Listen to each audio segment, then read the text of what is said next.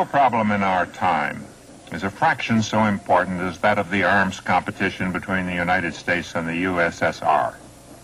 It deeply involves economic and political life. It could bring all life to an end in hours. In this program, I propose to take a cool look at this competition and not spend much time assessing blame. Both sides concentrate sufficiently on that now. My only assumption will be that all people, regardless of ideology, want to live. What is the nature of this terrible competition?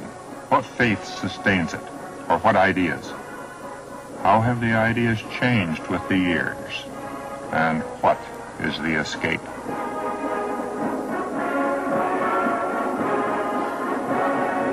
We come naturally for an answer to the United States Air Force Academy, to this spacious and glittering campus, which is at the marvelously sharp line where the Great Plains end and the Rockies begin. The Air Force is the primary custodian of the American side of the competition, and its campus is the natural bridge between the ideas and the action. The sense of U.S.-Soviet competition proceeds, I believe, from one of two ideas. The older of these ideas we may call the official faith, and it's manifested here at the Academy. This faith holds that the competition is the result of an irreconcilable conflict between inherently hostile systems. Their communism, here capitalism, their authoritarian discipline, here liberty, their atheism, avowed materialism, here faith, spiritual values.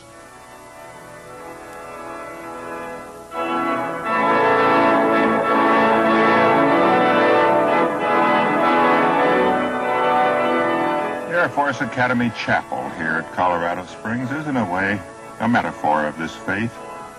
The controversy that its highly engineered architecture has aroused, I find myself admiring it, suggests the dispute that this faith engenders.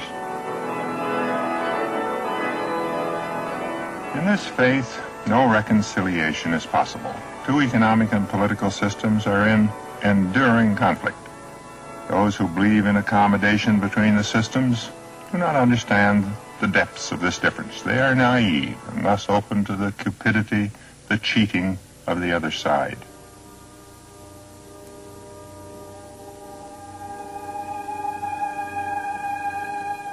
But there is a second, more recent view. The military forces in each country exist in a symbiotic relationship with those who develop and manufacture the arms. Each lives off the other, each contributes to the other's growth. And the United States is then locked into a symbiotic relationship with the Soviet Union, and vice versa. In this relationship, each country, by the weapons it invents and acquires, provides the need for the other power to do likewise and more. Each works with the other to ensure that the competition is self-perpetuating. No faith sustains this competition. It's a trap. Mankind is its victim.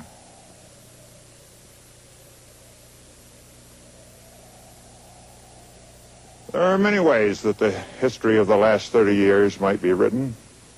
I see it overwhelmingly as a movement from a conflict in faith to an acceptance of the trap. All of us in such matters are the products of our education. Mine began at the end of World War II in Berlin.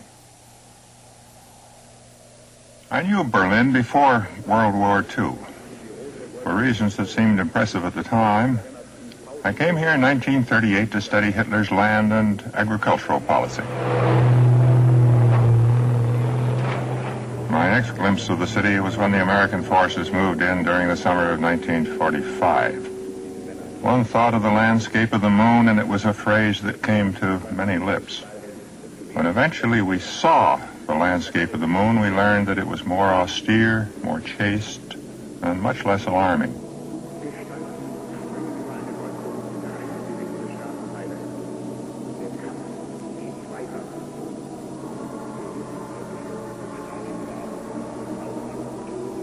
In pre-war times, this was the Hausvaterland, a famous conglomerate of restaurants and cabarets.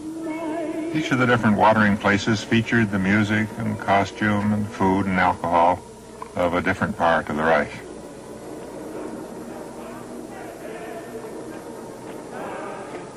In 1945, pretty much all of Berlin proper looked like this.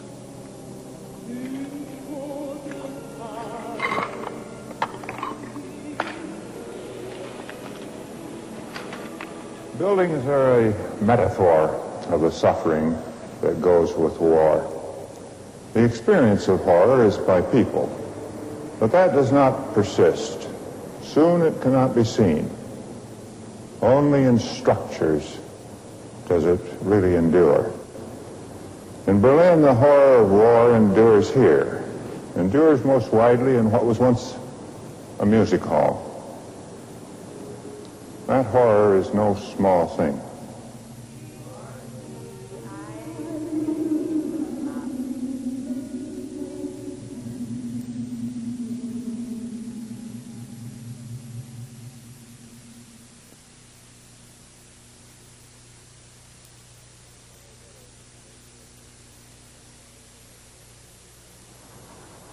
That summer, I was at a military headquarters near Frankfurt, where we were studying the effects of the air attacks on Germany. One morning, one of my colleagues, George W. Ball, later Undersecretary of State and much else, called to remind me that the Big Three would soon be meeting at Potsdam to decide the future of Germany. He was not a modest man, and he thought we should attend. I noted as a difficulty that we hadn't been invited. George said that to allow hurt feelings to keep us away would only compound that error. We flew to Berlin, went to the conference compound, and began operations with an excellent lunch at the senior officers' mess. My concern with reparations, economic policy, currency reform deepened, and in 1946 I became the State Department bureaucrat in charge of economic affairs in the occupied lands, principally Germany. A less powerful job than it sounds. I came back to Berlin.